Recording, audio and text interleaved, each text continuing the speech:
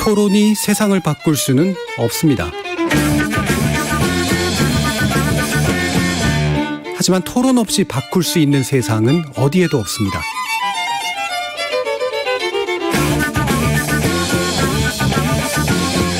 세상의 선한 변화를 갈망하는 당신. 정답이 아니라 질문의 힘을 믿는 당신. 우리 KBS 열린 토론에서 만납시다.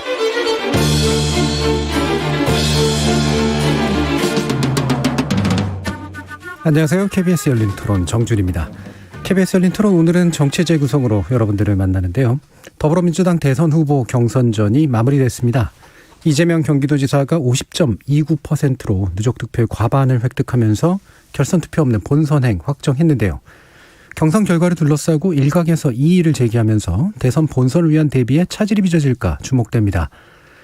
다른 한편 국민의힘은 경선 참여제에 대한 2차 압축 투표 결과로 후보자 8인에서 하위 4인을 제한 나머지 4인 경합체제로 정비됐습니다. 본선 준비에 먼저 돌입한 민주당 상황, 그리고 4파전으로 압축된 국민의힘 경선 전망까지 1부에서 정리해 보겠습니다. 이어지는 2부에서는 몇 주째 전국을 뜨겁게 하고 있는 두 사건, 고발사주 의혹 그리고 대장동 의혹 수사 상황을 좀 정리해 보겠습니다. 대선 지지율 1, 2위를 다투는 후보가 모두 대장동 그리고 고발사주 의혹에 이름이 오르내리고 있는데요. 대선판이 검찰과 경찰의 수사 상황에 달려있다는 의견도 있는 만큼 대선 본선에 미칠 이 두 사건의 영향 2부에서 정리해 보도록 하겠습니다. KBS 열린 토론은 여러분이 주인공입니다. 문자로 참여하실 분은 샵 9730으로 의견 남겨주십시오. 단문은 50원, 장문은 100원의 정보 용료가 붙습니다. KBS 모바일 콩, 트위터 계정 KBS 오픈, 그리고 유튜브를 통해서도 무료로 참여하실 수 있습니다. 또 일라디오, 이제 콩에서도 보이는 라디오로 만나실 수 있습니다. 시민 논객 여러분의 날카로운 의견과 뜨거운 참여 기다리겠습니다. KBS 열린 토론 지금부터 출발합니다.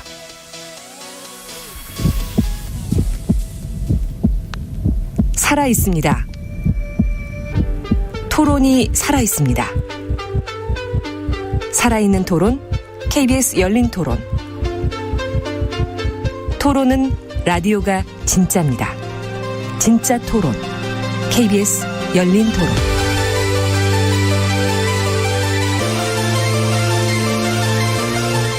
정치를 보는 색다른 시선, 정치 재구성 함께해 주시는 네 분의 논객 소개해드리겠습니다. 전 더불어민주당 상근부대변인 현근택 변호사 자리하셨습니다. 네, 안녕하세요. 현근택입니다. 자, 국민의힘 강원 원주갑 당협위원장이시죠. 박정하 전 청와대 대변인 나오셨습니다. 네, 안녕하세요. 박정하입니다. 자, 국민의힘 전남 순천 당협위원장이십니다. 천하람 변호사 나오셨습니다. 예, 순천의 천하람입니다. 전 정의당 혁신위원이셨던 김준우 변호사 함께하셨습니다. 안녕하세요, 김준우입니다. 자, 아까 현근택 변호사님의 목소리 유난히 밝고 명랑한 그런 톤이 느껴졌는데요. 이재명 지사 대선 후보로 결정됐습니다. 이제 결선 없이 본선 직행 결정된 건데, 자, 이게 이제 예상한 결과는 맞습니다만 예상대로의 결과인지는 잘 모르겠습니다. 그래서 간단한 총평부터 한번 좀 들어볼게요. 현근택 변호사님부터 한번 말씀 주시죠. 일단 뭐 과반 넘을 거다라고 생각을 했고, 네. 솔직히 말씀드리면 뭐 지난번 문재인 후보의 57%도 넘지 않겠냐라는 기대가 있었어요. 저도 좀 그랬고요. 근데 3차 선거인단 결과는 굉장히 이제 의외다라는 게 대체적인 의견이고, 오늘 아마 대부분의 많은 분들이 이제 왜 그랬을까 이 분석을 많이 했던 것 같아요. 그래서 아마 좀 의외의 결과, 일반 여론조사나 아니면 그동안의 당원 투표나 네. 선거인단 결과와 다른 내용이 나온 거라서 저희들도 약간 의외로 받아들이고 있습니다. 예. 그렇죠. 이게 뭔가 의외의 요소들이 분명히 몇 가지의 영역에서 좀 나타났는데 전체는 아니지만 분명히 몇 개가 있었죠. 자, 박정하 대변인은 또 어떻게 보셨나요? 말씀하신 것처럼 사실은 저는 1분 전까지만 해도 문재인 대통령이 그 전에 후보 시절 받았던 57%를 과연 넘느냐 안 넘느냐 이런 걸 관심 있게 봤는데 전혀 의외의 결과가 나왔고, 사실상 민주당 경선에서 제일 관심을 가졌던 거는 저는 지난주에 있었던 2차 선거인단의 결과였어요. 그러니까 대장동 이슈가 많이 불거지면서 2차 선거인단의 표심이 어디로 가느냐 이렇게 지켜봤는데 사실은 영향이 오히려 없었고 지지층이 결집하는 모양을 오히려 보였더라고요. 그래서 이번 마지막 경선 3차 선거인단도 그렇게 가리라. 오히려 득표율이 더 높아지리라 생각했는데 전혀 의외의 결과가 나왔습니다. 2번 정도 찌릿했는데요. 처음에는 투표율을 보고는 한번 놀랐어요. 그러니까 80%가 넘어가는 투표율을 보고 이건 뭐지라고 한번 놀랐고, 두 번째는 62대 28이었죠. 네. 62대 28 정도 표차가 오히려 거꾸로 이낙연 후보가 더블 스코어 이상 받는 결과를 보고 이게 뭐지라고 충격을 받았습니다. 사실은. 근데 뭐 원인에 대해서 여러분들이 뭐 논란을 많이 하고는 있습니다. 그런데 결과적으로 저는 지금 대장동 이슈에 대해서 민감하게 받아들였고, 이에 대해서 이재명 후보에 대해서 좀 다소 불안하게 느끼는 표심이 반영이 된 것 아닌가 싶은 생각이 들어요. 그래서 색깔로 굳이 치면 뭐 옐로 카드는 조금 넘어가는 것 같고 레드 카드는 좀 못 미치는 한 주황색 카드 정도가 이번 3차 선거인단이 이재명 후보 쪽 민주당에 보여준 것 아닌가, 이렇게 평가를 좀 하고 싶습니다. 예. 김준우 변호사님. 그러니까 이제 서울시 지역 경선에서는 이재명 후보가 과반수를 얻었는데 3차 국민 일반 당원 투표 여기서는 이제 압도적으로 패배한 것이잖아요. 그러면 이 3차 결과를 놓고 지금 분석이 민주당 쪽 내외에 있는 관계자들도 다 지금 말이 엇갈리고 있는 상황이어서 사실 저희도 뭔가 분석이랍시고 이야기하기가 굉장히 좀 부담스럽습니다만 분명해 보이는 것은 사실 뭐 윤석열 후보도 마찬가지긴 한데, 이재명 지사가 어쨌든 서울 지역 경선에서 51%를 얻었고 지난 2차 슈퍼위크에서도 그 정도 표를 얻은 걸 보면 진영 내에서 민주당 전통적 지지층 내에서의 확고한 지지를 계속 가져갈 수 있을 거라는 것은 분명해 보입니다만, 본선이 가까워질수록 문제가 되거나 이슈가 될 수 있는 중도층, 부동층과 관련해서 소구력이 이재명 후보가 좀 파괴력이 좀 적은 거 아니냐. 원래는 정통 친문, 정통 민주당 사람이 아니기 때문에 중도층에서 뭔가 좀 다르게 소구할 수 있는, 어필할 수 있는 매력이 있는 후보 아니냐라고 평가받았던 이재명 후보가 대장동 이슈를 경과하면서 중도층에서 약간 물음표가 붙어 있는 건 아니냐라는 걸로 좀 국면이 전환됐다라고 볼 여지가 있어서 경고등이 켜진 것은 분명해 보입니다. 예. 물론 이후에 이제 여론조사 또 학방도 좀 지켜봐야 되긴 하는데, 이 3차 선거인단의 투표 성향이라고 하는 게 이제 일반적인 샘플링에 의해서 만들어진 건 아니기 때문에 이제 적극적인 투표층이 어떻게 들어왔는가, 결국 이거 가지고 해석이 갈리는데, 이 3차 선거인단이 이제 일반 여론을 좀 더 반영했다고 볼 거냐 말 거냐, 이제 사실 이 부분이겠죠, 핵심은. 천하람 변호사님. 네, 일반 여론을 좀 더 반영했다라고 봐야 되겠죠. 사실은 저는 그렇게 봅니다. 그러니까 이낙연 후보의 매력이 별로 없기 때문에 별로 없다고 보시는 분들은 제 생각에는 3차 슈퍼위크 전에는 투표를 안 하셨던 것 같아요. 그러니까 이제 불안감의 정도도 상대적으로 낮았고, 내가 굳이 이재명 지사에게 불안감을 느끼더라도 이낙연 후보를 위해 적극적으로 투표하지 않겠다라고 하셨던 분들이 많았던 것 같은데, 이제는 그 불안감의 정도가 조금 올라왔다라고 봐야 될 것 같고요. 그 올라온 아마 대표적인 계기가 유동규 씨의 구속이겠죠. 2차 슈퍼위크와의 좀 차별되는 사실관계인 것 같고요. 실제 최근의 여론조사들을 보면 대장동 게이트에서 이재명 지사의 책임이라고 보는 분들의 여론조사마다 좀 다르겠습니다만 한 60% 정도 국민들이 좀 공감하고 있는 걸로 나타나는 것 같습니다. 네, 그러다 보니까 민주당 권리당원에 비해서는 조금 더 민심과 가까운 이 선거인단에서는 일반 대중들의 판단을 어느 정도 많이 따라간 것이 아닌가라는 생각이 들고요. 또 이분들은 비록 민주당 권리당원이 아주 강한 지지를 보내신다면 그래도 선거인단으로 등록하는 분들도 꽤 강한 중상 정도의 지지를 보내시는 분들일 텐데, 이분들 입장에서도 민주당을 위해서라도 조금 더 시간을 가지고 사건이 어떻게 진행되는지를 봐야겠다. 그래서 최소한 결선 투표 정도의 시간적 여유는 민주당을 위해서도 가져야 되는 것 아니냐, 이런 좀 전략적인 판단을 하신 걸로 보입니다. 그러지 않고서는 반박을 안 할 수가 없는데, 세 분 얘기하셨으니까 한 번 더 하십시오. 한 번만 더. 고맙습니다. 3차 선거인단 우리 이제 216만 명이었고요. 우리 권리당원이 72만이라 보면 1차 선거인단이 한 64만, 2차 선거인단이 한 49만, 3차 선거인단이 한 30만 됐는데, 이 3차 선거인단이 모집 기간이 되게 중요한 게요. 모집 기간이 9월 1일부터 9월 14일까지였어요. 그 기간에 뭐가 있었냐면 4개 지역 선거가 있었습니다. 경선 결과가 있었어요. 그러니까 그때 결과가 나왔죠. 그리고 1차 선거인단 개표도 했어요.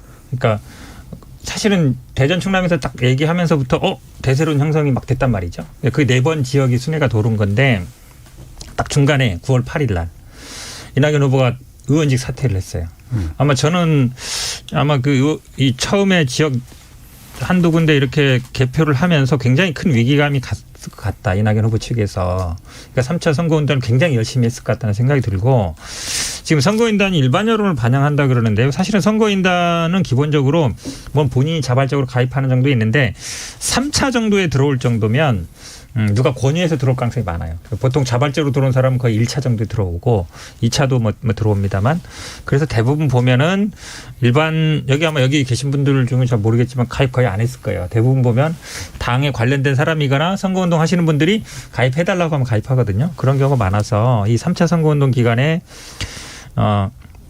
이 각 지역 4번 돌았던 지역에서의 패배 결과 그다음에 이낙연 후보의 사퇴 그런 것들이 아마 적극적인 어떤 선거운동 모집으로 또 갔을 것 같다라는 게 추측이고요. 예. 그래서 아마 제가 보기엔 투표율도 높았고 이낙연 후보 지지도 많이 나온 게 아닌가. 왜 그러냐면 사실은 일반 당원들의 여론이나 그러면 서울 지역도 확 바뀌었어야 되거든요. 서울 지역은 안 바뀌었어요.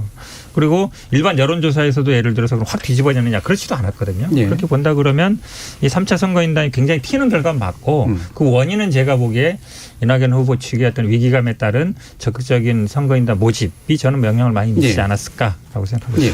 근데 뭐 저는 뭐 크게 제가 뭐 민주당 내부 상황 잘 모르니까 짧게만 얘기하자면은 근데 투표율이 이 정도로 높다면 조직적으로 모은 사람들은 아닐 가능성도 꽤 됩니다. 그러니까 저희도 해보면 당원 모집이나 선거인단 모집 국민의힘에서도 해보면요. 사람들이 막 억지로 부탁해가지고 선거인단 해줘 이런 사람들은 실제 투표 잘 안 해요. 근데 이 정도 되면 제 생각에는 그리고 그럴 수 있는 사람들은 1차, 2차 모집할 때 이미 인맥을 많이 써먹는 부분들이 있어서 3차에는 오히려 진행되는 거 보다가 나도 참여할래 이런 자발적으로 들어온 분들이 더 많지 않을까. 그래야 이 정도 투표율 수치가 더 좀 말이 되는 것 같다 이런 생각도 듭니다. 저는 이건 화가 날 수 없는 문제고 현근택 변호사님 분석해 주신 것도 이제 뭐 언론에도 보도가 된 내용이고 상당히 일리가 있는 부분이라고 저는 생각을 합니다. 근데 어쨌든 결론적으로는 이재명 후보는 이제 51%도 살짝 안 된 50% 간 넘는 수치고요. 그리고 이낙연 후보는 39.8%인가요? 하여튼 40% 조금 못 미치는 건데 역대 민주당 경선에서 2위 후보가 이렇게 39%를 넘는 정도의 지지율을 얻었던 적도 없습니다. 다 20%대였고요. 뭐 손학규 후보가 됐든 안희정 후보가 됐든 누가 됐든 그랬던 게 역사이기 때문에 상당히 원팀으로 가는 데 있어서 좀 난항이나 파열음이 예상될 수밖에 없는 근소한 격차인 건 맞지 않냐. 그래서 그 부분이 뭐 여러 가지로 앞으로 대선 전국에서 어떤 변수로 작용할지 분명히 눈여겨볼 부분이지 이거 그대로 이렇게 쉽게 넘어갈 수 있는 부분은 아니지 않겠나라는 생각이 듭니다. 정답이라는 거는 뭐 다 확인할 수 없고 다 이 근거가 있는 분석들이니까. 근데 3차 선거인단 규모가 30만 명이잖아요. 이게 3천 명 정도면은 이렇게 가능하지만 30만이면은 그 쉽지는 않을 거다라는 생각. 그리고 이재명 후보가 어제 이제 수록연설에서 이렇게 시작을 합니다. 대한민국은 민주공화국이고 모든 권력은 국민으로부터 나온다라고 얘기를 이제 시작을 하시는데요. 저는 이게 연유가 어찌됐건 간에 이게 국민의 목소리라고 듣고 이재명 후보가 지금부터 이게 왜 어떤 연유 때문에 어떤 이유 때문에 이런 결과가 나왔는지에 대해서 깊게 생각하지 않으면 참 어려운 국면들 굉장히 맞을 것 같다라는 생각이 들어서 이런 말씀을 좀 드리고 싶어요. 그러니까 국민의 목소리를 인정하고부터 시작해야 이게 뭔가 문제가 풀릴 거다. 단순히 어떤 상대 후보 아니면 뭐 혹은 또 뭐 국민의힘 쪽에서 역선택 뭐 이런 것들로 자위한다면 저는 더 큰 난관에 부딪힐 수도 있다라는 말씀 좀 드리고 싶습니다. 예. 지금 오윤주님께서 이번 3차 선거인단 결과 민심의 표현이라고 봅니다. 그동안 경선 과정을 지켜본 숙고와 판단을 했고 지금 나타난 것이 민심입니다라는 의견도 주셨는데요. 뭐 이 부분은 사실은 좀 분석도 필요하고 그러긴 합니다만 뭐 이를테면 이재명에 대한 어떤 불안감의 표현이 왜 하필이면 이낙연으로 모일까 이런 것도 사실은 이건 일반적인 어떤 찍는 그런 과정에는 잘 안 나타나는 패턴이기 때문에 확실히 좀 궁금한데 문제는 이거를 이제 들여다보자라고 얘기해버리면 사실 이게 또 거기에 연관된 경선 불복론에 어떤 불을 붙이는 그런 또 측면도 좀 있어서 아마 겉으로는 뭔가 되게 좀 대놓고 얘기하지 못하겠고 내부적으로는 분명히 민심이 도대체 어떤 걸까 이런 걸 살펴보는 그런 계기가 되지 않을까 싶은데요. 그래서 외부로 나타나는 일단 문제는 이 과반이 안전과반이 아니라는 점, 게다가 이제 무효투표에 관련된 논란과 한 차례 있었던 게 연결된다는 점에서 불복 의사까지는 아니지만 계속해서 이제 싸움거리를 좀 남겨둔 이제 그런 상태라는 게 좀 문제인 것 같습니다. 현 변호사님께서 이게 당내에 어떤 분위기나 방향으로 나가게 될지 좀 말씀 좀 해주시죠. 일단 이제 이의 제기를 하셨는데요. 이게 뭐 정치라는 게 뭐 법만으로 하는 건 아닌데 어쨌든 당원 당규상은 어떻게 돼 있냐면 우리가 대선 후보에 대해서는 재심 절차가 없어요. 예. 이번 이제 국회의원하고 자치단체장은 이제 중앙당 재심위원회 재심 선출하게 돼 있고 이 후보 선출과 관련해서 기초의원 지방 의원 같은 경우에는 시도당이 이렇게 하게 돼 있거든요. 후보 선출했을 때 이의 제기 절차를 일단 규정이 없다는 거 말씀드리고요. 그 다음에 이제 모든 언론에 나왔다시피 이제 무효표 처리 문제잖아요. 네. 근데 무효표 처리가 이게 1, 2년 된 문제가 아니에요. 2002년 때도 그 유종근 후보가 사퇴했는데 그때도 무효표 처리했거든요. 2007년에도 유시민 후보가 사퇴할 때도 마찬가지고.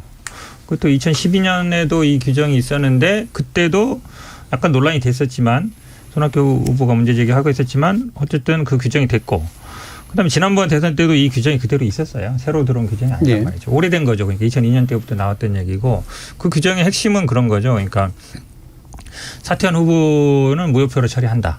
그다음에 결선의 과반은 유효표의 과반으로 한다. 이건데 지금 이낙연 후보 측에서는 그 사퇴한 후보의 무효표라는 거는 장래로만 적용되는 거다. 네. 과거는 적용되는 거 아니다라고 얘기하는 거예요. 네. 한마디로 얘기하면. 근데 사실은 지금 이제 온라인 투표고 옛날처럼 종이로 하는 것도 아니고요. 물론 이제 약간 늦어져서 표효권 되는 경우도 있지만 사퇴한 후보한테 무효표하는 건 굳이 규정으로 안 돼도 저는 너무나 당연한 거예요. 네. 그러니까 그 규정에 들어간 이유 취지 자체는 이런 문제. 이게 물론 이제 공직선거법하고는 좀 다르죠. 네. 당내 규정이다 보니 그런데 오늘 어떤 분이 그런 글을 하나 쓰시더라고요.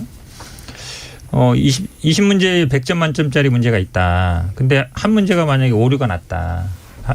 그래서 여러 문제에 맞췄다. 그럼 95점이냐 100점이냐 이 얘기를 하시는데 저는 적절한 예라고 봐요. 그러니까 여러 문제 맞으면 100점으로 처리하죠. 그 한 문제가 잘못된 문제면 무효가 됐다 그러면. 그렇게 본다 그러면 이거는 이제 뭐 법리적으로는 명백한데 이제 정치적인 지금 말씀처럼 이제 어찌 보면 이제 결선에 갈 뻔한 예. 그런 상황에서 아쉬움의 표현 정도라고 저는 보고 있습니다. 예. 이게 그 국민의 입장에서도 막연히 이제 그 불난집에 부채질하기가 좀 안 좋은 게 사실 나중에 이제 그 여론조사 가지고 역선택 방지 조항 문제 분명히 또 나올 테고 그 다음에 이후에 사후 해석이 달라지는 부분에 대해서도 분명히 이제 내홍이 생길 가능성이 있기 때문에 참 말하기 입장이 좀 곤란할 수도 있을 것 같아요. 천하람 변호사님 어떻게 생각하세요? 네, 사실 이낙연 후보 캠프에서 지금 안 오셨으니까 제가 좀 편을 들어드리자면은 일단 저도 많은 분들이 민주당의 관행이다라고 하시길래 나름대로 꼼꼼하게 찾아봤는데 네. 엄밀히 따지면 이게 그렇게 심각하게 문제된 적은 없더라고요. 그러니까 네. 이게 아주 정말 확립된 관행 이런 건 아니고 그냥 이제 있는 대로 흘러온 그런 느낌이 좀 더 강한 것 같고요. 그리고 그 사실은 민주당 당원 당규 저 관심 가지고 처음 열심히 봤는데 그 요렇게 되어 있습니다. 정확한 문구는 경선 투표에서 공표된 개표 결과를 단순 합산하여 유효 투표수의 과반수를 득표한 후보자를 당선인으로 한다. 그러니까 여기서 중요한 거는 경선 투표에서 공표된 개표 결과라는 거거든요. 이게 이제 제가 사실 그냥 문헌만 놓고 봤을 때는요. 각 지역에서 투표하고 공표하잖아요. 뭐 예를 들면 뭐 정세균 뭐 몇 표, 김두관 몇 표 이렇게 공표하면 그 공표 결과 자체는 있는 거거든요. 그러니까 그래서 이게 사후적으로 전부 다 무효다라고 얘기하기는 쉽지 않고요. 방금 현 변호사님께서 말씀하신 후보자가 사퇴하는 때에는 해당 후보자에 대한 투표는 무효로 처리한다라는 거는 굉장히 일반론적인 규정이에요. 당연하죠. 사퇴하면 그 사람에 대한 표는 무효죠. 그래서 홍준표 후보도 이거는 그 사람한테 만약에 이후에 투표하는 거는 무효다라는 취지고 유권자가 예를 들면 정세균이라는 후보한테 투표를 하고 그 역사적 사실 자체가 없어지는 건 아니지 않냐. 그러니까 오히려 이 공표된 개표 결과를 합산한다라는 규정이 제가 봤을 때는 좀 더 특별 규정에 가깝다고 보거든요. 그러니까 뭐 너무 법률적으로 들어가는 것 같지만 그래서 저도 요약하자면은 민주당 당원 당규도 저는 충분히 이낙연 후보가 얘기하는 대로 해석할 수 있을 것 같고 전례도 그렇게 빡세게 있는 것 같지는 않고요. 또 한 가지는 공직선거법의 규정 취지도 보면 그 후보들끼리의 담합을 굉장히 강하게 막고 있습니다. 공직선거법은. 근데 예를 들면 지금 이재명 지사 측이나 민주당 선관위에서 해석하는 대로 하면 과반이 될랑말랑할 때 언제든지 담합을 해서 과반을 만들어버릴 수 있게 돼요. 후보들의 의사로. 그래서 그런 것들을 쭉 종합해 보면 저는 이낙연 후보 쪽에서 얘기하는 것도 충분히 가능한 해석이다. 그렇게 생각은 됩니다. 저는 해석론적으로는 이제 가능한 해석일 수 있다고 생각하고 취지도 네. 그게 맞다고 생각하는데 전례가 어쨌든 선례가 어느 정도 구속이 된다. 당 내에서의 역사를 보면 이라는 생각이 들고 그래서 이건 제도적으로 설계가 좀 잘못된 것은 분명한데 중간에 그 규칙을 바꿀 수는 없지 않겠습니까? 그래서 불가피하다 이대로 가는 게라고 보는 쪽이고요. 이낙연 후보의 문제 제기는 계속 돼 왔던 것이긴 하지만 사실 그러면 이낙연 후보가 당대표일 때 이걸 사전에 인지하고 좀 바꿨어야 되는 거 아닌가.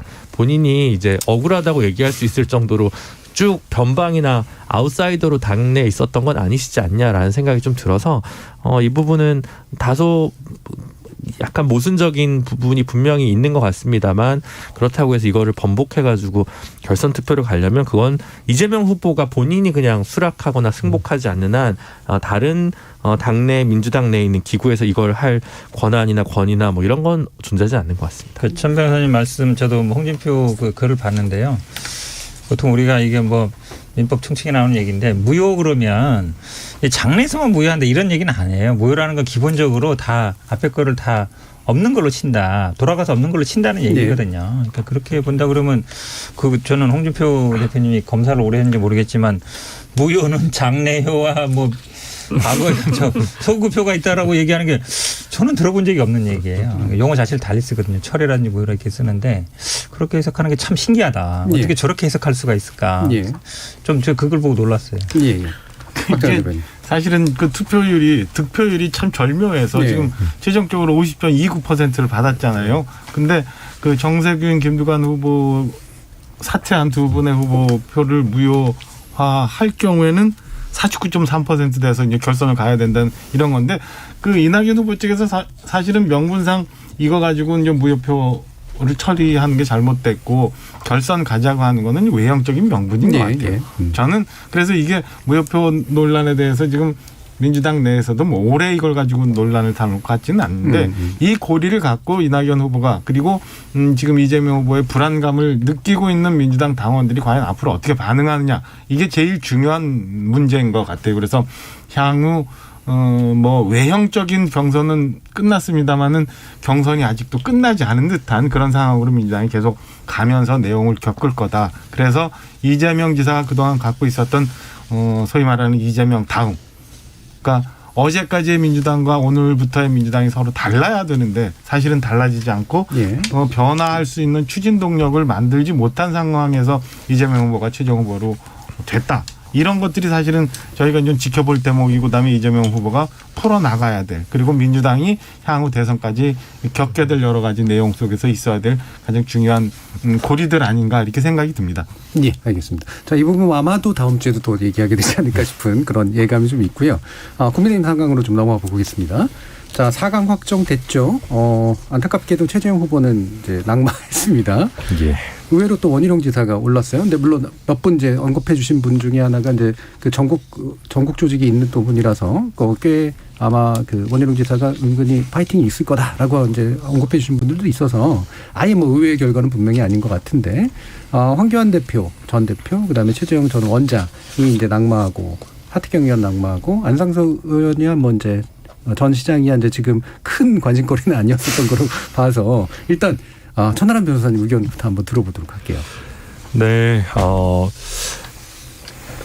저는 지키는 것을 목표로 하는 사람보다 확장하겠다는 걸 목표로 한 분들이 좀 더 선전했다. 예. 그렇게 봅니다. 그러니까 뭐 황교안 후보도 굉장히 사실은 단단한 지지층, 부정선거를 그렇죠. 믿는 지지층을 보는 선거를 사실은 하셨고 그게 효과가 있을 거라고 짐작한 사람도 꽤 많았습니다. 저도 이거 생각보다 효과 있을 수 있겠다고 생각이 든 적도 있었는데 결국 어떤 소수의 사람들을 타겟으로 하는 선거가 그게 생각보다 효과를 많이 내기 어렵다라는 걸 많이 보여줬고요.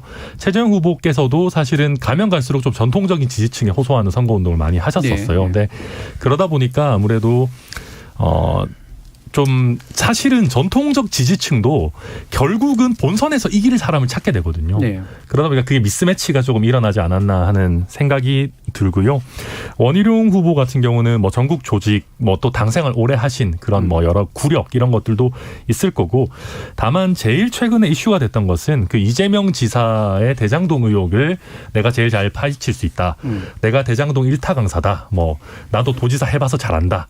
이런 프레임들이 꽤 많이 먹혔던 것 같고요. 또 뭐 당원분들께서 이 정도의 전략적 사고를 하셨는지는 모르겠으나 토론회의 마지막 4번째 멤버로 넣었을 때 토론회가 가장 잘 원만하게 어떻게 보면 흘러갈 수 예. 있을 것 같다라는 부분도 고려가 되지 않았을까 싶습니다. 예. 그러니까 그 부분도 참 중요한 것 같은데, 저도 토론을 이제 맡아보면 이렇게 네 분이 토론을 하면은 좀 더 내용이 좀 나오겠다 이런 사실 그런 매칭 상태이긴 하거든요. 그러니까 일부러 이제 노이즈를 만들기 위한 토론을 하기보다는 말 그대로 내용 가지고 싸우려고 하는 구도가 좀 명확해 보이는 그런 구도가 만들어져서 뭐 근데 그걸 계산하셨는지 모르겠지만 실제로 찍어주신 분들이 뭐 나름대로 또 국민의 입장에서는 뭐 괜찮은 결과인가 뭐 이런 생각도 좀 들기도 하고요. 어떠세요, 박정호 대표님? 제가 볼 때는 그래도 충분히 올라가실 수 있는 분들이 올라갔다라고 생각을 하고요. 말씀 주신 것처럼 뭐 토론회가 향후 한 10차례 정도 남아 있는데 이 토론회를 통해서 사실은 당원들이나 뭐 국민들이 최종적으로 판단하는 그 근거를 잡을 거라고 봐요. 근데 지난번 그 8강전까지의 토론회보다는 훨씬 짜임새 있게 진행이 될 거다라고 생각이 들고요. 다만 오늘도 호남에서 첫 토론회가 아마 시작이 됐더라고요. 근데 제가 이제 전체를 보지는 못하고 그냥 기사가 올라온 텍스트만 가끔 봤는데 앞부분 제법 정책 토론회가 진행이 됐습니다만 뒤에 가서 다시 또 뭐 처가 문제, 뭐 부인 문제, 주술 문제 이런 논란이 좀 시작이 되더라고요. 민주당 후보 경선이 저희보다 한 달 정도 앞섰어요. 그래서 지금 민주당이 그동안 겪었던, 지금도 겪고 있는 상황들을 저희가 유추해 보면은 문제점을 찾을 수 있고 거기서 해답을 얻을 수 있을 텐데, 이재명 후보가 굉장히 곤란한 상황으로 가면서 검증이라는 뭐 네거티브인지 검증인지 뭐지만 그런 공방 속에서 사실은 지지층이 결집을 했었고, 오히려 검증이라는 걸 통해서 공격을 했던 후보가 마이너스의 효과를 좀 얻었던 거, 이런 것들이 다 네 분의 후보들이 좀 감안해야 될 점 아닌가 싶은 생각이 듭니다. 그러니까 이게 당내 경선이라는 특징이 있기 때문에 소위 말하는 뭐 내부 총질 아니면 뭐 가십성 이슈를 가지고 논하는 것보다는 왜 내가 지금 이미 정해졌으니까 이재명 후보를 상대해서 이길 수 있는지에 대한 그 장점을 잘 어필하는 후보가 저는 최종적으로 좋은 결과를 얻을 수 있을 것 같고, 지금 1, 2위, 3, 4위가 다소 여론조사 간에는 격차가 크게 벌어져 있는데 토론회가 진행되면서 이런저런 제가 좀 전에 말씀드렸던 변수들을 잘 활용하는 후보들이 좀 드러나면서 저는 1위부터 4위까지 격차가 다소 많이 이렇게 줄어들면서 경선이 진행될 거다, 이렇게 좀 예상을 좀 해봅니다. 전망까지 해주셨네요. 김준호 변호사님. 그러니까 어쨌든 보수한테는 좋은 결과인 것 같습니다. 그러니까 당 외부의 그 목소리를 더 많이 들을 수 있는 경선 방식을 택하면서 지난주에도 그런 말씀 드렸는데, 황교안 후보가 만약에 당원 100%거나 뭐 당원 7 여론조사 3위였으면 의외로 4등 안에 안착하실 수도 있지만 당원 30% 비율이었기 때문에 황교안 후보가 좀 어렵지 않겠느냐. 결국 룰이 되게 중요하다는 얘기고요.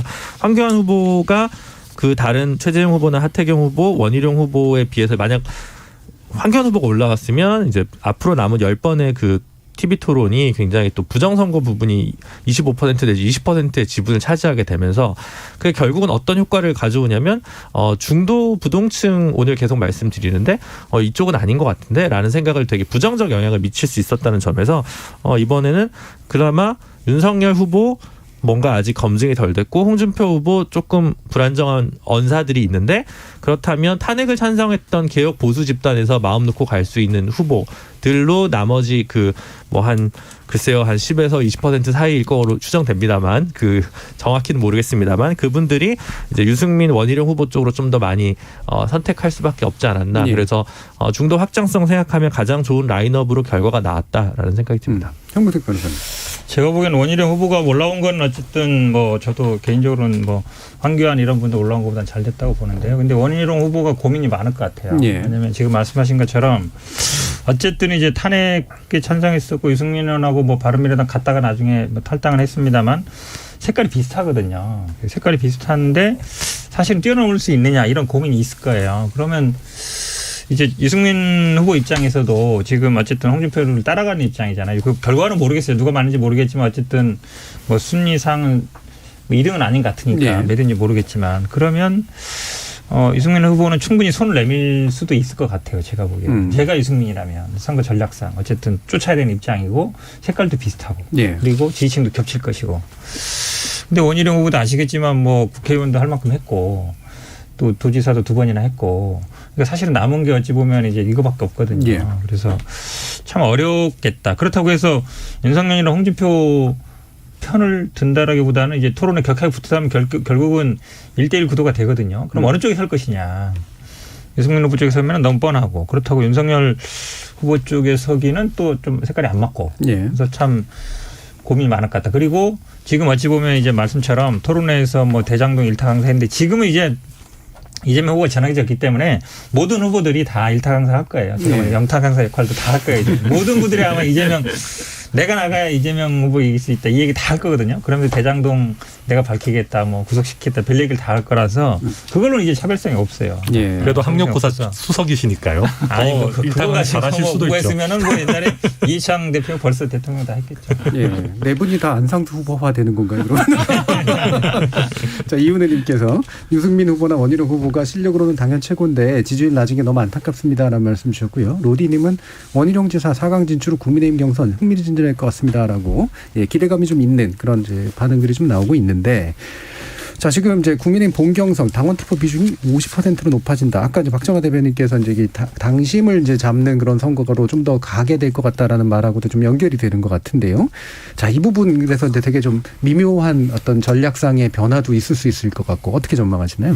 우선은 좀 전에 현 변호사님 말씀 주신 것처럼 지금 4분의 후보 올라간 분들은 각자의 색깔들이 좀 있는 거고 그다음에 이번 대선 경선이 끝나더라도 다음에 그 중앙정치 무대에서 본인들의 이제 공간을 확보하기 위해서 노력들을 하기 때문에 저는 여기서 뭐 어떤 후보들을 편을 들거나 아니면 합종 연행이 일어나거나 이거는 쉽지 않을 것 같다라는 생각이 듭니다. 그리고 반복적으로 말씀드리지만 처음 1차 컷오프는 전 당원 표심이 20%, 2차부터는 전체 당원을 대상으로 해서 이제 30% 그리고 마지막 다음 달에 있을 11월 5일에서는 50% 당심이 이제 반영이 되거든요. 저는 민주당 경선과 마찬가지로 이 당심이 어느 쪽으로 쏠리느냐가 저는 최종 후보를 결정하는 주요 변수라고 보여지고요. 지금 2차 컷오프 이전에 있었던 여러 토론에서 나왔었던 것처럼 소위 각 후보들이 유효타가 없이 마이너스 게임하듯 저렇게 하면은 저는 변별력이 없을 거고 이번부터는 뭐 마스 토론도 있고 한다니까 저는 그 이재명 후보를 이길 수 있는 정말 비전과 전투력 그다음에 정권 재창출을 염원하는 뭐 당원들이나 이런데 호소할 수 있는 후보가 저는 아직도 출렁이는 경선 결과를 만들어낼 수 있다고 보고 있습니다. 그래서 일반 여론조사 50%보다는 당심에 호소하고 당심에 어느 정도 기울어지고 당원들이 안심할 수 있는 후보가 최종적인 후보가 될 거고 이에 맞춰서 후보들도 토론회를 진행해야 되지 않을까라는 생각입니다. 그리고 코로나 상황이기 때문에 사실은 후보를 접할 기회가 없어요. 그래서 저는 이 10번 있는 토론회가 마지막이 선택의 기준일 텐데 그걸 잘 활용해야 된다 이렇게 평가하고 싶습니다. 저는 국민의힘이 원래 당심이라고 했다면은 저는 선거 정말 이기기 어려운 구조였다고 생각합니다. 제가 사실 지난번에 전당대회 때 선관위원을 했었는데요. 좀 저희 당을 폄하하는 표현인지 모르겠습니다만은 당원 구성을 봤을 때 정말 영남 자민련이라고 해도 과언이 아닐 정도다라는 게 있었거든요. 그러니까 영남 TK, PK 합친 비율이 너무 높고 호남이 전체 당원에서 차지하는 비율이 0.8%밖에 안 됐습니다. 2030 비중도 굉장히 낮았고요. 60대 이상이 너무 많고 그런 구조였는데 이번에 이준석 대표가 당대표가 되고 나서 사실 당이 한 2배 정도로 커졌습니다. 그러니까 원래 28만 정도 당원이었었는데 26만이 새로 들어와서 그리고 그 늘어난 속도도 보면 호남도 굉장히 많이 늘었고요. 호남이 굉장히 많이 늘었고 그다음에 20대, 30대, 40대 합친 게 44% 정도 되고 영남 당원의 증가 속도보다 수도권 당원의 증가 속도가 훨씬 더 빠르거든요. 제가 여기서 이제 후보들 이게 아셔야 되는 게 그래서 기존의 국민의힘 선거 공식이라면 우클릭을 해야 되고, 그러니까 TK에 있는 50대, 60대가 좋아할 만한 것들을 쏟아내야지 당심을 잡을 수 있다라는 게 공식이었는데요. 이제는 이 공식이 상당 부분 희석이 됐다. 예. 그리고 조직적으로 TK에서 뭐 지방선거를 앞두고 동원하시거나 이런 당원들보다 자기들이 직접 온라인 당원으로 가입한 2030, 40이 훨씬 더 투표 적극성도 높을 걸로 지금 예상이 되고 있거든요. 그러다 보니까 이 당심이라는 것이 기존보다는 민심에 동조하는 부분이 훨씬 더 커졌다라고 보는 게 맞을 것 같습니다. 그래서 원래 같으면 5대5로 가면 윤석열 후보에게 좀 더 유리하다. 왜냐하면 아직까지는 국민의힘 지지층이나 당원층에서는 좀 더 확고한 지지를 갖고 있다라고 할 수 있을 텐데, 최근에 가입한 당원들 같은 경우는 특히나 홍준표 후보에 대한 굉장히 열성적인 지지를 보내는 젊은 층이 많기 때문에 이게 단순히 누구에게 꼭 유리하다라고 할 수 있는 국면은 아니다. 예, 이건 뚜껑 열어봐야 된다. 예. 지난 전당대 때부터 사실은 그 경향이 좀 이미 나타나기 시작을 했죠. 그래서 네. 민심의 일부와 동조되는 당심, 민심의 전부라고 보기는 물론 어렵겠지만, 그러니까 현재 정부에 대한 반대 의사를 표시하는 민심과 동조되는 당심일 텐데, 그게 이제 어떻게 나타날까? 그래서 그거를 어떻게 또 이제 전략적으로 구성할까? 뭐 많은 고민이 있겠습니다. 예, 황근택 변호사님. 제가 말씀드릴까요? 예. 사실은 이게 좀 의외인 게, 왜냐하면 지난번에 이준석 대표나 오세훈 후보 될 때도 보면 처음에 이제 당심에서 앞서가던 분들이 소위 이제 민심을 기반으로 한 뭐 이준석 대표나 아니면 오세훈 후보들이 앞서갔잖아요. 결국은 당신이 민심을 따라갔거든요. 예. 근데 지금 천 변호사 말씀처럼 당원이 그전에 뭐 한 28만이다가 지금 한 20만 더 늘었다는 거잖아요. 근데 아마 이분들이 20만 정도 다 투표에 참가하지는 않았나 봐요. 그래도 어쨌든 새로 들어온 분들이면 조금 더 기존에 뭐 TK 중심 60대 뭐 50대 60대 이상은 아니라면 2030 뭐 젊은 사람들이 있다 그러면 오히려 민심 쪽으로 더 가는 게 저는 맞는 것 같거든요. 네. 그전 사례를 봐도 그렇고. 그다음에 이제 이 다음 결선에서는 아마 참가 못했던 한 10만 정도가 더 참가할 수 있다라는 것 같아요. 그러면 이제 민심으로 갈 가능성이 더 많아지는데, 지금 뭐 정확한 수치는 아닙니다만 뭐 당심에서 앞선 사람이 오히려 1위를 하고 민심에서 앞선 사람은 물론 그 격차는 있습니다만 그렇지 않았던 걸 보면 사실은 정당이라는 게 민심이 가고 그다음에 당심이 따라가는 게 어찌 보면 맞는 구조인데, 이게 좀 분열된 게 아닌가. 그래서 지금 이 새로 뭐 가입한 분들이 이준석 대표 때문에 많이 가입했고 이분들이 이제 홍준표 대표를 많이 지지한다는 게 맞는 건가, 이런 생각이 조금 들어요. 예, 그 부분에서도. 그게 이제 분석이 조금씩 다르시더라고요. 그러니까 워낙 시작부터 대선 후보가 워낙 많았기 때문에 각 후보들이 개별적으로 좀 조직화해서 당원으로 여름 시즌에 많이 집어넣은 분도 많아서 이게 순도가 뭐 20, 30대가 정말 아주 주류인 걸로만 구성되지는 않는다라고 보는 거고요. 그런 면에서 보면 지금 4위 바깥에 컷오프된 후보들도 자기 표들을 어느 정도는 미미하지만 당 내에서는 좀 쥐고 있지 않나라고 하면 그분들 사이에서의 합종 연행이라도 열심히 좀 벌써 지금 최재형 후보 같은 경우는 윤석열 후보랑 홍준표 후보가 둘 다 러브콜을 보낸 상황이지 않습니까? 그러니까 그게 뭐 작더라도 지금 뭐 한 표, 두 표를 다 모아와야 되기 때문에 그 부분이 되게 중요할 것 같다는 생각이 되게 많이 들고요. 다음으로는 이게 지금 서로 계속 깜깜이 선거로 결과가 공개가 되고 있지 않기 때문에 주는 뭐 박진감도 있습니다만 사실 예측하기가 되게 어렵게 만드는 것 같아요. 지역별로 도대체 어떻게 차이가 있는지, 뭐 세대별로 어떻게 차이가 있는지 분석이 지금 뭐 나오는 게 전혀 없으니까 그런 부분들을 봤을 때 그리고 전부 항상 제로 베이스에서 시작하기 때문에 혼전이라고 보는 게 되게 많을 것 같은데, 하지만 1위 후보와 2위 후보의 격차가 크지 않다고 아는 것이 알려진 이상 사표 심리 때문에 3위 후보, 4위 후보는 굉장히 좀 어려운 싸움을 계속 가져갈 수밖에 없지 않을까라는 생각이 되게 많이 듭니다. 예. 그럼 일부 마치기 전에 이것만 간단하게도 한번 짚어주시면 좋겠는데, 지금 이제 민주당의 경선 과정을 보면 사실 말은 별로 안 셌는데 간접화법을 많이 써서 뭐랄까요, 이렇게 내홍의 어떤 요인들은 계속해서 이제 존재해 왔고 그게 아직도 남아 있는 상태고, 국민의힘 같은 경우는 사람도 많고 말은 되게 센데 사실 이렇게 막 크게 분열되는 듯한 느낌은 또 아니거든요. 어떤 면이 이제 이후 경선에서 통합과 분열의 이제 갈림길이 될까, 어떤 포인트를 주목하시는지 한번 들어보고 싶어요. 박정환 대변인 어떠세요? 일단은 뭐니 해도 저는 본선 경쟁력이 가장 중요한 요소로 작용할 거라고 봐요. 그래서 이 안에서 이제 내부 총질이라고 표현할까요? 뭐 이런 일들이 많았잖아요. 그러니까 내부 총질에 집중하는 후보, 그다음에 뭐 비전이나 정책에 대해서 더 노력하는 후보, 그다음에 뭐 이재명 후보를 상대로 해서 더 경쟁력 있는 후보, 뭐 이런 것들이 작용을 할 텐데 저는 그 본선 경쟁력을 위해서 그리고 우리 후보를 지키자라는 당심들이 좀 작용을 할 것 같아서 저는 내부 총질하는 후보보다는 그 정책 비전을 제시하면서 이재명 후보를 상대해서 경쟁력을 가질 수 있는 후보에 대해서 좀 더 이제 당원들이 집중해서 몰려가는 양상이 보이지 않을까라는 생각입니다. 그래서 여기에 지금까지는 도드라지지 않았지만은 뭐 유승민 후보나 원희룡 후보 같이 그동안 정책적인 비전을 많이 준비했던 후보들이 얼마나 활약을 하느냐에 따라서 지금 사실은 1, 2 후보를 다투고 있는 윤석열 후보도 사실은 상당히 많이 내상을 얻었고 그다음에 홍준표 후보 같은 경우도 뭐 조국 수홍이라는 별명을 얻으면서까지도 제가 볼 때는 상당한 또 내상이 좀 있거든요. 그래서 저는 이 격차가 어느 순간 바뀔 수도 있고 그다음에 이 상태로는 그냥 계속 진행되기에는 여러 가지 변수가 많다 이렇게 평가하고 싶습니다. 조금 달리 보는데 우리가 선거 때마다 정책 선거하자, 비전 제시하자 엄청 얘기해요. 막 매니페스토 운동도 딱 하는데 잘 안 돼요. 그게 왜 그러냐면 그게 언론이 별로 주목을 못 하고 국민들도 그거에 뭐 잘 몰라요. 사실은 선거 막 토론이 저희도 열 몇 번 했지만요.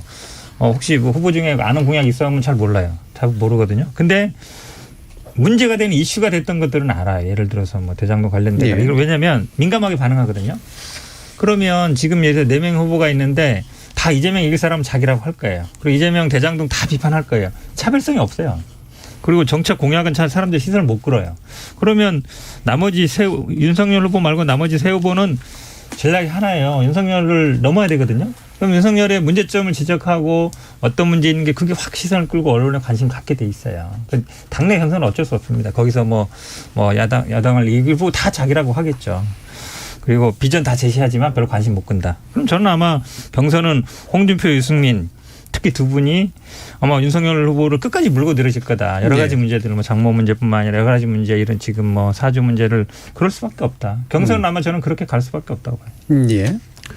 네, 저도 그 뭐 윤석열 후보가 최근에 무슨 뭐 깐부 이렇게 우리 깐부 아니냐라고 하셨는데 냉정하게 말해서 경선하는데 깐부가 어디 있습니까? 그리고 이게 또 뭐 오징어 게임을 스포일러 할 수는 없어서 좀 그렇습니다만은 또 깐부도 너무 믿으면 안 되는 거거든요. 그렇기 때문에 당연히 치열한 경쟁이 나올 수밖에 없을 것 같고요. 근데 다만 저는 좀 그런 건 있는 것 같습니다. 이게 저는 이낙연 후보가 네거티브를 한 것은 사람들이 봤을 때 워딩은 세지 않더라도 굉장히 강하다라고 느껴졌던 거는 이낙연 후보는 그런 걸 안 할 것 같은 분이어서 저는 더 그랬던 것 같거든요. 그러니까 홍준표 후보가 윤석열 후보를 강하게 공격하고 하는 거는 막 그렇게까지 이상해 보이지 않아요. 그러니까 보는 사람들 입장에서 왠지 그럴 것 같다는 느낌도 주는 부분도 있고 생각보다 덜한데 이런 느낌. 더 세게 할 줄 알았는데 이런 생각을 드는 부분도 있어서 뭐 앞으로도 어떨지는 조금 지켜봐야 될 것 같고요. 근데 저는 유승민 후보에 대해서는 조금 걱정되는 부분은 있어요. 그러니까 유승민 후보가 사실 지난번에 그 주술 논란 이런 거를 굉장히 디테일하게 이렇게 공격을 하셨는데 그거에 대해서는 당원들의 반감이 사실 굉장히 높기는 했습니다. 그러니까 이게 그 사람이 가진 캐릭터 문제도 있는 것 같아요. 그러니까 당원들도 만약에 유승민 후보가 정책적으로 윤석열 후보를 몰아붙였으면 그래 뭐 그럴 수 있겠다 생각했을 텐데 약간 좀 유승민 후보 같지 않게 이렇게 그런 네거티브 비슷한 뭐 표현은 뭐 좀 다를 수 있겠습니다만 그런 거 하다 보니까 좀 다르게 반응하는 것 같고요. 근데 저는 네거티브가 됐든 검증이 됐든 할 수밖에 없고 그걸 어떻게 잘 극복하느냐도 후보를 판단하는 기준이 되기 때문에 앞으로 뭐 한 달 정도는 치열하게 싸울 거로 저도 보입니다. 김준호 변호사님까지. 같은 얘기 반복할 것 같아서 2부 때 그냥 말을 아끼는 게 나을 것 같다는 생각이 듭니다. 예, 알겠습니다. 자, 지금 몇 분 이제 의견 소개해드리면 5542님이 곽상도 아들 50억 때문에 2030 청년들 지지철에 많을 겁니다. 지금이라도 국민의힘 혁신 기억하지 않으면 이번 대선도 희망이 없습니다라는 의견도 주셨고요. 비슷한 의견으로 2014님께서 국민의힘이 착각하는데 젊은 유권자들은 큰 이슈에 지지와 지지 철회가 빠릅니다. 조국 때문에 늘어난 표심, 곽상도 50억대에 도망갑니다라는 말씀도 주셨고요. 2048님은 국민의힘 당심이 영남과 보수 일색이라고 생각하는 건 착각입니다. 합리적 보수 색채를 띈 젊은 당원 늘었습니다라는 그런 의견도 주셨습니다.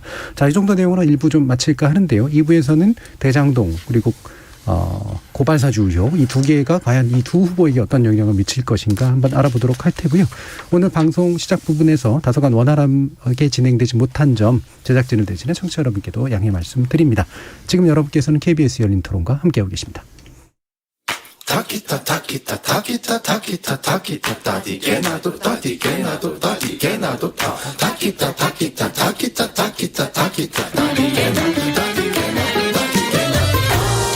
물음표가 느낌표로 바뀌는 순간 KBS 열린 토론. KBS 열린 토론 월요일 코너 정치의 재구성 전 정의당 혁신위원 김준우 변호사, 천하람 국민의힘 전남 순천 당협위원장, 박정아 전 청와대 대변인 그리고 현극택 전 민주당 상근부대변인 이렇게 네 분과 함께하고 있습니다. 자, 지금 대장동 도 그렇고요. 고발사주 의혹도 수사가 꽤 나아가고 있는데 물론 이 진척 속도에 대해서 불만을 표시하는 분들도 계시고 상당 부분 또 실체에 가까워지고 있다라고 느끼시는 부분들도 계십니다. 이 부분 김준우 변호사님께서 몇 가지 좀 정리해 주시죠. 일단 아시다시피 이제 정영학 회계사의 녹취록이 19개가 제출되면서 수사의 속도가 붙은 상황이었고요. 그 후로 이제 유동규 본부장의 휴대폰을 비롯해서 압수수색되고 구속되면서 이제 뭔가 적어도 화천대유의 운영 과정에서 뭔가 불법성이 있었을 거라는 생각들은 이제 좀 약간 정답인 것 같습니다. 네. 그러니까 그건 의혹에 그치지는 않을 것 같고요. 그게 이제 이재명 후보와 직접적으로 관련 있는다, 없다. 이거는 지금 정치적으로 의혹이 제기된 상황이지 특별한 증거나 수사에서 속도가 나지는 않은 상황인 것 같고요. 다만 최근에 다시 성남 도시개발공사에서 근무했던 정민용 변호사가 새롭게 진술서 같은 것을 좀 제출하면서 천화동인 1호의 소유주가 누구냐와 관련돼서 유동규 씨냐 아니면 김만배 씨냐 이런 소유주 논란과 관련돼서 좀 쟁점이 붙어 있는 것 같고요. 계속 다양한 압수수색을 하고 다양한 이해관계자가 있기 때문에 그들 간의 진술이 일치하지 않을 것 같습니다. 각자 유리한 것들만 얘기하고 있기 때문에 수사 결과는 계속 나오고 있고 또 그 외적으로 예를 들어 성남시 의회 의장을 했던 최윤길 씨라든가 여러 관계들이 이제 언론에서 지금 엄청난 다양한 보도들이 쏟아져서 그 보도들이 지금 다 팩트 체크도 제대로 다 안 되고 있는 상황이거든요. 그래서 한동안 11월 중순까지는 이 공이 계속 굴러가서 더 커질 것 같다는 건 확실해 보입니다. 상당히 더 커질 것 같다. 네. 자, 일단 이제 김만배 씨 소환돼서 얘기한 내용들, 또 유동규 씨 이제 구속영장 연장된 내용들 이런 것들이 이제 아마 방금 김준우 변호사께서 말씀 주신 것처럼 더 파서 나올 것들이 이제 있어 보이는 그런 상황인데 어떻게 보시는지 박정아 대변인 말씀 들어보죠. 오늘 김만배 씨가 검찰에 출두를 해서 이제 조사를 받고 있는 것 같죠. 그런데 두 가지 정도 큰 틀으로 조사가 되고 의혹이 해소가 돼야 되는 것 같아요. 첫째 하나는 지금 김준일 변호사 말씀 주신 화천대유와 관련한 이런저런 것들. 일단 수익 구조가 어떻게 왜 이런 식으로 만들어졌는지. 그다음에 올 초에 김만배 씨가 법인으로부터 받았던 460여억 원. 이 중에서 출처가 불명한 80여억 원은 과연 어떻게 쓰여졌는지.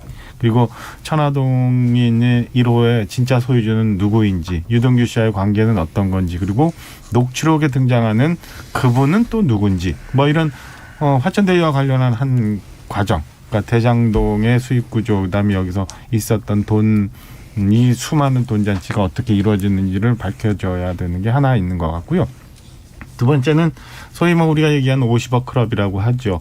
그러니까 대법원 확정 판결, 이재명 지사와 관련한 대법원 확정 판결을 전후해서 왜 김만배 씨는 권순일 대법관을 8차례나 만났어야 되는지, 그다음에 권순일 대법관은 왜 1,500만 원이라는 자문료를 월 받으면서 화천대유에 있어야 되는지, 그다음에 박영수 특검은 과연 그 안에서 어떤 역할을 했길래 아들, 딸이 다 관련이 되는지, 얘기가 나오고 있는 곽상도 의원은 아들에게 주어진 그 퇴직금 50억이 곽상도 의원 건지 아니면 또 아닌지. 뭐 또 다른 등장하고 있는 얘기 나오는 법조인들은 뭔지 일단 사법적인 카르텔 문제 하나, 그다음에 화천대유가 어떻게 구성이 돼서 어떻게 지금까지 운영돼 왔는지 뭐 이런 두 가지들이 확인이 돼야 그 다음에 저희가 이제 생각하는 그 다음 궁금증들이 해결이 될 것 같아요. 나머지는 검찰이 얼마나 수사 의지를 가지고 이 성남시와 성남도시개발공사에 대한 수사를 빨리 속도감 있게 진행하느냐에 따라서 최종적으로 뭐 굉장한 의혹입니다만은 이게 과연 성남시장을 했던 이재명 지사가 연루가 됐는지 안 됐는지 이런 것까지도 나오지 않을까 싶은 생각이 듭니다. 예, 유동규 전 본부장에 관련된 이야기도 천하람 변호사님 몇 가지 더 주시면서 이게 현근택 변호사님께 가기 전에 다 한번 정리를 해보지 어떤 것들을 대답해 주셔야 될지. 네, 그 현근택 변호사님 계시니까 또 어제 경선 승리하셨는데 또 저희가 너무 또 과하게 하기는 좀 그런 것 같은데 네. 할 거 다 하실 거면서. 일단은 저는 김준우 변호사님 말씀에서 조금만 더 보태자면 그 유동규 씨와 화천대유가 뭔가 결탁된 관계가 있다라는 거는 어느 정도는 이제 뭐 완벽하진 않지만 그 연결점은 분명히 존재하는 것 같습니다. 거기서 더 나아가서 이제 뭐 5억을 뇌물로 김만배 씨한테 받았다 뭐 이런 거나 뭐 추가적으로 뭐 얼마를 받기로 약속했다는 걸 넘어서 천화동인 1호가 유동규 씨의 것이라고 할 수 있느냐, 아니면 천화동인이 전부가 아니라 뭐 절반 정도가 유동규 씨 것이라고 할 수 있느냐 하는 쟁점이 하나가 있고요. 더 나아가서 이제 정영학 회계사 녹취록을 보면 김만배 씨가 천화동인의 절반은 그분 것이다라고 언급한 게 나와 있다고 하는데, 이때 말하는 그분이 과연 유동규 씨인가, 아니면 혹자들은 유동규 씨가 김만배 씨보다 더 나이가 어리기 때문에 과연 유동규 씨를 그분이라고 칭했겠느냐, 뭐 윗선이 있는 것 아니냐라고 하는 얘기들을 지금 하고 있고요. 그러다 보니까 지금 조금 정리를 해보면, 저는 화천대유 이 게이트, 대장지구 게이트는 크게 두 가지인 것 같아요. 돈을 벌기 위해서 이 계획을 짜는 과정, 그 다음에 이 짜놓은 계획이 흐트러지지 않도록 여기저기에 보험을 드는 과정, 크게 두 가지가 아니었나라는 생각이 드는데요. 화천대유 이 돈을 설계하는 과정에서는 성남도시개발공사의 키맨이라고 할 수 있는 유동규 씨에 대한 뇌물 공여, 그다음에 뭐 배임죄 공범이 되는지, 유리한 뭐 규정을 적용하도록 하는 배임죄 공범이 되는지, 이게 이제 가장 중요한 쟁점일 거고요. 그 외에도 성남시 의회 말씀하셨지만 그런 쪽에 대한 뇌물이라든지 이런 부분도 분명히 문제가 될 겁니다. 그다음에 이걸 뿌리는 과정에서는 아마 당시에 여당이었던 새누리당 쪽 사람들도 분명히 뭐 보험성이 됐든 아니면 계획을 만드는 데가 됐든 뭐 개입이 되어 있지 않았을까 하는 평가들이 나오고 있고요. 또 문제가 됐을 때 뭐 이 유력한 법조인들이 문제가 생기는 걸 막아주는 역할로 50억 클럽 내지는 자문료를 받았을 걸로 지금 큰 틀은 그렇게 되어 있는데, 역시나 정치적으로 제일 중요한 것은 유동규 씨가 이 모든 것을 혼자서 결정했느냐, 아니면 이 과정에서 이재명 지사도 뭐 100%는 아니더라도 뭔가 문제가 있다는 거를 인식하고 행동한 것이냐가 정치적인 쟁점이 될 겁니다. 예, 그럼 유동규가 키맨이다. 그리고 그게 여기저기에 다 퍼져 있었을 거다까지는 나왔는데, 그게 이제 이재명 지사와의 연결성이 강하냐 약하냐, 이 부분은 이제 키로 보셨어요? 그러니까 이제 슬슬 포기하시는 것 같아요, 제가 보니까. 왜냐하면 간단한 얘기예요. 돈 문제, 뇌물이냐, 아니면 배임이 되느냐, 결국 이재명 후보가 관계돼 있느냐, 엮을 수 있느냐, 그거잖아요, 사실은. 기억하시겠지만 사실은 생각을 해보세요. 50억 클럽에 홍모 씨라고 있었잖아요. 50억이 적은 돈도 아니잖아요. 홍모 씨 누군지 별로 관심이 없어요, 언론들이. 저 같으면 언론이 당장 없는 이유가 있죠. 그렇죠. 언론인이잖아요. 일단 언론인이기도 하고 뭐 50억이 적은 돈은 아니잖아요. 물론 실제로 받았는지 못 받았는지 몰라요. 근데 뭐 어쨌든 국감장에 나온 거니까 제가 보기에는 당연히 관심을 가져야 되는데, 이분이 만약에 예를 들어서 이재명 지사랑 같이 일했던 사람이다, 제가 보기엔 하루도 안 걸려서 아마 실명 나왔을 거예요. 그렇죠. 그렇게 어쨌든 언론의 관심이나 수사 방향이 조금 다르다는 거. 지금 50억 100억도 마찬가지죠. 확성도 아들 물론 소환하고 뭐 출국 금지는 했다는데 모르겠어요. 얼마나 뭐 조사할지 잘 모르겠는데, 돈 문제는 일단 이재명 지사 지금 계속 얘기하는 게 뭐 그분 뭐 기사 봤는데, 김만배 씨는 또 아니라 그랬어요. 그런 거 없다. 우리는 확인할 방법이 없어요. 보도는 했지만 언론에 본 적이 없으니까. 근데 뭐 나이가 어리니까 그분이 혹시 이재명이 아니냐라고 얘기하는 것 같은데, 그분 별로 나이 차이도 없어요. 근데 보통 우리가 나이 갖고 구분하지는 않아요. 그러니까 네. 직책이 높고 낮음을 따진 거라서 그게 마치 이재명을 지시하는 거다라는 건 제가 보기에 아닌 것 같고, 왜냐하면 그전에 녹취록 19개 나왔을 때도 이재명 지사 언급 없다라는 보도가 있었거든요. 그리고 지금 많은 분들이 또 이제 연결시키고 싶은 게 이 천화동이 1호가 결국 유동규 씨가 지분이 있으면 그게 결국은 뭐 대선 자금 마련하기 위한 거 아니냐, 결국은 이재명 지사 거 아니냐, 그 얘기 하고 싶은 거잖아요, 실은. 근데 별로 나오는 게 없어요. 왜 그러냐면 유동규 이분이 돈을 받거나 이게 다 올해 초거든요. 올해 초 이거 녹취도 2019년 이후의 일이에요. 네. 원래 계산 못했던 수익 막 그 분양 수익이 막 한 2, 3천억 들어오면서 자기들끼리 처음에 약속하기로 땅 분양한 건 다 나누기로 예정돼 있었는데 이 분양 사업한 거에 대해서는 사실은 화천대유로 거의 들어간 돈이거든요. 다른 분들은 불만이 있을 수 있죠. 그러면서 네. 서로 제가 보기에 뭐 서로 녹음을 한 거라 한쪽이 의도적으로 녹음하고 지금 김만배 씨 같은 경우도 녹음하는 거 알았다 그러잖아요.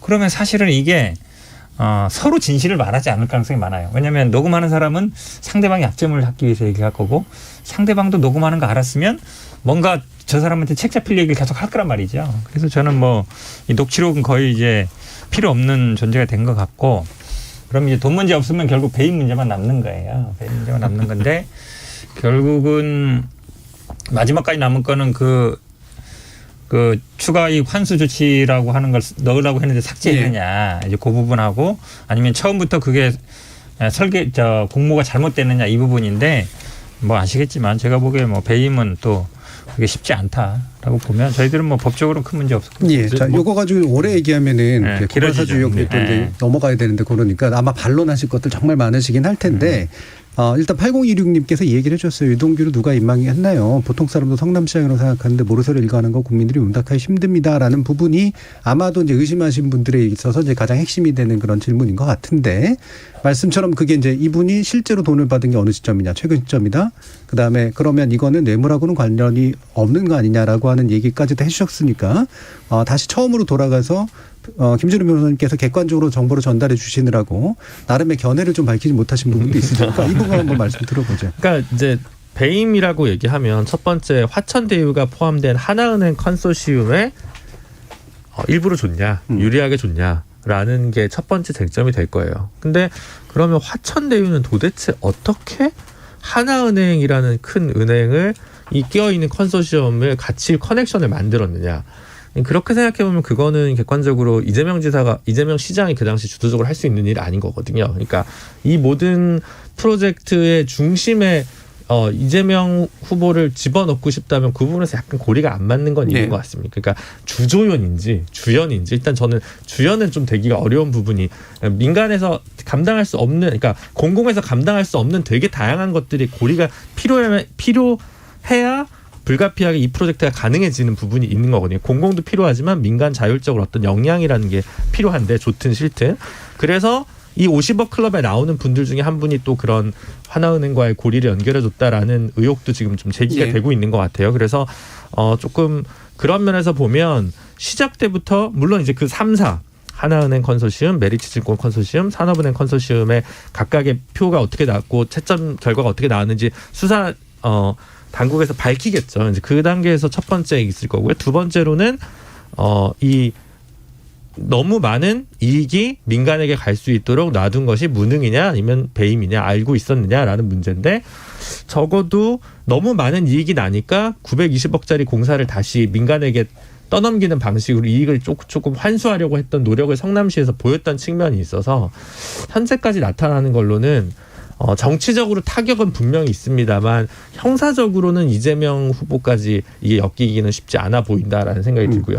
하지만 유능한 이재명이 생각만큼 그렇게 유능하지 않았다라고 충분히 타격할 수 있는 고리들이 국민의힘은 내상을 입으면서, 왜냐하면 원유철, 곽상도, 최재경 여러 자신들과 직간접으로 관련 있는 선수들의 이름이 나왔기 때문에 자신들도 피를 흘리면서 약간 저격할 수 있는 무대가 없다라고 하는 거는 그걸 부정할 수는 없는 거예요. 그 무대는 분명히 존재할 것 같고요. 그 타격감이 어느 정도일지는 좀 더 수사 결과에 따라서 지켜볼 문제지, 지금 수준에서 이미 끝난 것이고 나머지는 형식적인 것에 불과하다 이렇게 얘기하기 좀 어렵지 않나 싶습니다. 알겠습니다. 거기까지 듣고요. 고발사주로 넘어가 보도록 하죠. 현근택 변호사님께 바로 바통 드리겠습니다. 지금 이제 녹취록까지 이제 나왔고 적어도 김웅 의원은 이제 할 말이 좀 없는 건 아닌가. 사실 아직도 말을 안 하시고 계시긴 해요. 근데 이런 상태까지 온 것 같긴 한데 어떻게 좀 보고 계신지 한번 얘기 듣죠. 뭐 이것도 이제 녹취록이 문제인데요. 네. 언론 보도된 내용도 저희들이 뭐 알 수는 없으니까. 네. 근데 뭐 녹취록에 뭐 윤석열이 시킨 거 되니까 내가 가면 이런 얘기도 있고 네. 이름이 거명되잖아요. 그 다음에 뭐 우리가 작성한다 이런 얘기도 있고 뭐 거기 대검에 간다 그러니까 미리 뭐 전화도 해놓겠다. 네. 이러면 이제 들어오고 나가는 게 다 이제 관련된 걸로 보이는데. 근데 이제 김웅 의원이 버틸 수 있는 건 이제 법적으로는 별 문제 안 되는 거예요. 이게 사실 냉정하게 따지면 뭐 걸릴 게 별로 없어요, 사실은. 정치적인 문제가 되기 때문에 예를 들어서 지금 이 김웅 의원도 계속 이제 뭐 모르겠다 수사기관 가서도 뭐 기억 안 난다 계속 버틸 수도 있어요. 그냥 증거 나오는 것만 뭐 알아서 하라고 이러면 이제 크게 처벌받지는 않을 수 있단 말이죠. 그러다 보니까 이게 김웅 의원 선에서 끝날 가능성이 있는 거예요. 예. 손준성 검사는 내가 뭐 여러 가지 뭐 현직 검사다 보니까 여러 가지 뭐 징계라도 받을 수 있고 이랬는데 근데 이제 이런 문제가 있는 거죠. 그러니까 이게 피해자도 뭐 총장 부인이고 그 다음에 전달해 준 것도 검사고 또 거기 했다는 사람도 검사 출신 후보자였고 이런데 제가 보기엔 이 공수처 수사가 너무 좀 느려요.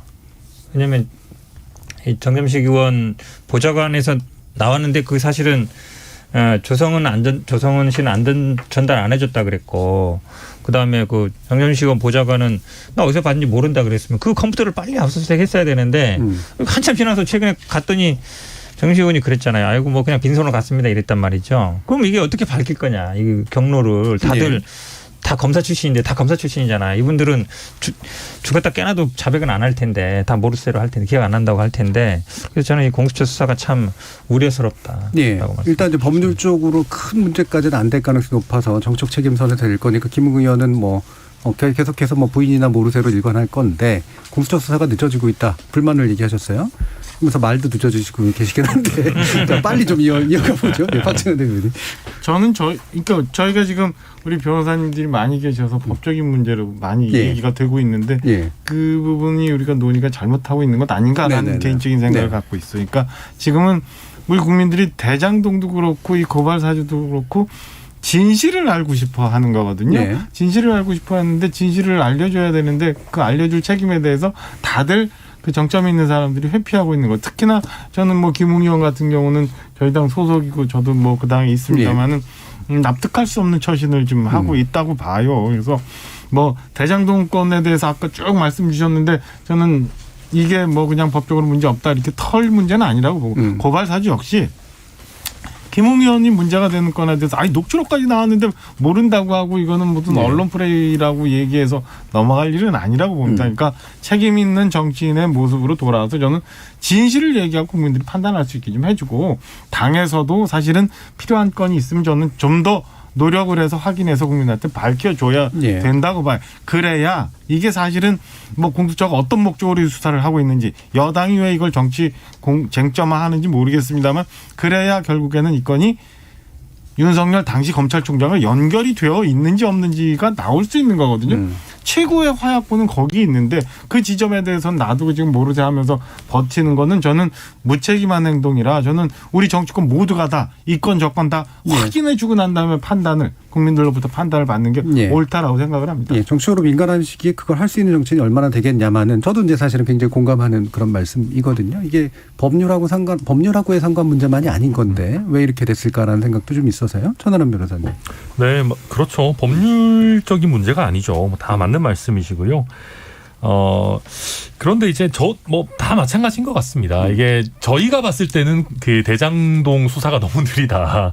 뭐 성남시 왜 압수수색 안 하냐 이제 뭐 각자의 다 판단이 있을 수 있는데 사실은 대장지구 사건에 비하면 고발 사주는 훨씬 더 작은 사건입니다. 그러니까 그 사건의 규모로만 놓고 보면 그리고 수사가 그렇게 더 할 수 있는 게 뭐 얼마나 많이 남았을까 싶은 생각이 들기는 해요. 근데 그래서 이게 사건의 실체가 얼마나 드러날 것인지에 대해서도 저는 사실 의문이기는 합니다. 왜냐하면 설령 손준성 검사가 연루되어 있다 하더라도 과연 손준성 검사가 윤석열 후보가 뭔가 연관성이 있다라는 거를 자기 입으로 얘기할까? 저는 그래서 정치적으로는 굉장히 미궁에 빠지기 좋은 형태의 사건이라고 보고 또 우리 지금 지지자들을 놓고 보면 뭐 여당이든 야당이든 각자 지지층의 그 사실의 취사 선택도 굉장히 진영화되어 있기 때문에 서로 자기가 보고 싶은 것만 보면서 그냥 대선 때까지 지지부진한 진실 공방의 양상으로 가게 되지 않을까. 그래서 정말 박정화 대변인의 말씀에 저도 공감하고 진실이 나와야 된다고 생각하지만 그게 참 쉽지는 않아 보이는 형태의 사건으로 저는 분석하고 있습니다. 사법농단 때랑 마찬가지로 사실 이게 이 의혹이 진실로 밝혀지면 이제 검찰권 농단인 거거든요. 근데 다른 경제범죄에 비해서 오히려 사법농단이나 검찰농단에 대해서는 전국민적 분노랄까 이런 게 좀 형성은 잘 안 되는 것 같습니다. 평생 법원 한 번 안 가고 경찰, 검찰 한 번 신세 안 지는 국민분들도 많다 보니까 그런 문제가 좀 있는 것 같다는 생각이 들고요. 대장동이랑 똑같은 거는 윤석열 후보의 연관성은 거의 나올 개연성이 낮아 보일 것이기 때문에 진실 여부와 무관하게 그럼 대선 후보가 다치냐 안 다치냐가 1번 관심사인 현재 상황에서 덜 다치거나 안 다칠 거다라고 보는 게 이제 1번이다 보니까 이게 좀 휘발성이 좀 떨어지는 것 같고요.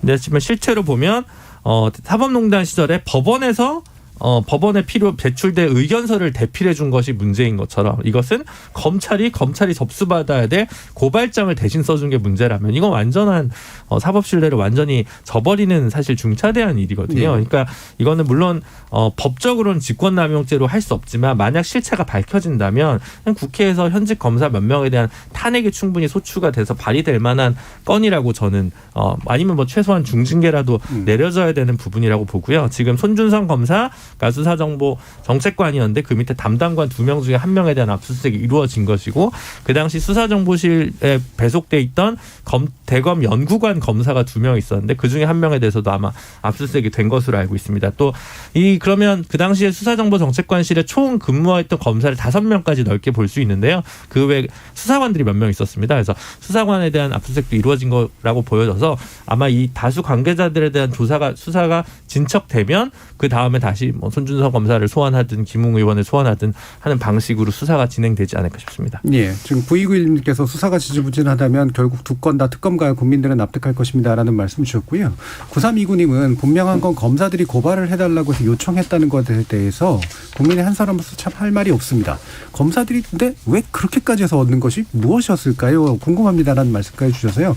시간이 많지는 않아서 다시 김준우 변호사님께만 말씀을 기회를 드릴게요. 한 1분 정도로 해서 궁금증을 좀 풀어주세요. 그 당시의 기점에서는 이제 그 검찰주의자들 입장에서 보면 뭔가 총선 결과가 뒤바뀐다면 공수처법이나 검경 수사권 조정 법안이 롤백될 수 있지 않을까라는 서툰 기대는 할 수 있었을지 않을까 그런 의도에서 움직이진 않았을까라는 의심을 검찰의 비판적인 분들은 좀 많이 보고 있는 상황이라고 할 수 있죠.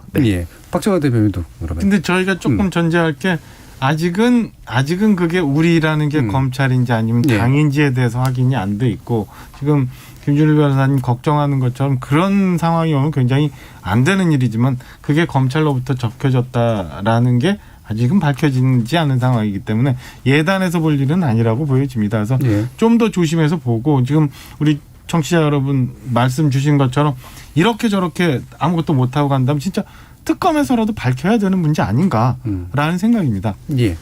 자, 053님께서 여당, 야당 모두 정책과 비전은 들리진 않고 상대방 과오나 약점을 파고들어서 반사이익에만 혈안이 되었네요. 여기에는 언론은 클릭수 올리게만 나섰고요. 하지만 민심은 그렇게 호락호락하지 않다는 걸 잊지 말았으면 합니다라는 말씀 주셨습니다. 시간이 얼마 남지 않아서 제가 두 분께 또 발언을 드리진 못하고요. 이 정도에서 일단은 마무리하고 다음 주에도 또 한번 얘기가 나오지 않을까 싶어서 그때로 좀 미루도록 하겠습니다. KBS 열린 토론 월요일 코너 정체 재구성은 그럼 이것으로 모두 마무리하겠습니다. 오늘 함께해 주신 전 민주당 상근부 대변인 현근택 변호사, 전 청와대 대변인 박정화 국민의힘 원주갑 당협위원장, 그리고 국민의힘 전남 순천 당협위원장 천하람 변호사, 전 정의당 혁신위원 김준우 변호사 네 분 모두 수고하셨습니다. 감사합니다. 감사합니다. 주말이었던 지난 10월 9일은 한글날이었습니다. 우리가 근대 혼란기에도 민족적 정체성을 지킬 수 있었던 것, 전쟁의 참화를 딛고 민주주의와 경제성장을 일군 것, 그리고 지금의 독자적 문화적 역량을 갖추된 것 모두 상당 부분 이 한글 그리고 그걸 지키려고 애쓴 선현들의 덕이라고 저는 믿습니다. 그런데 바로 그 한글날이 있었던 주말을 정작 우리는 컷오프니, 슈퍼위크니, 원티미니 하는 별 대단치도 않은 영어 단어에 둘러싸여 보냈죠.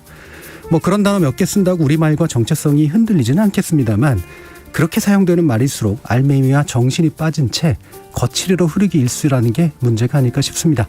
서로 그게 깐부 같은 순 우리말이어도 말이죠. 저는 내일 저녁 7시 20분에 다시 찾아뵙겠습니다. 지금까지 KBS 열린 토론 정준이었습니다.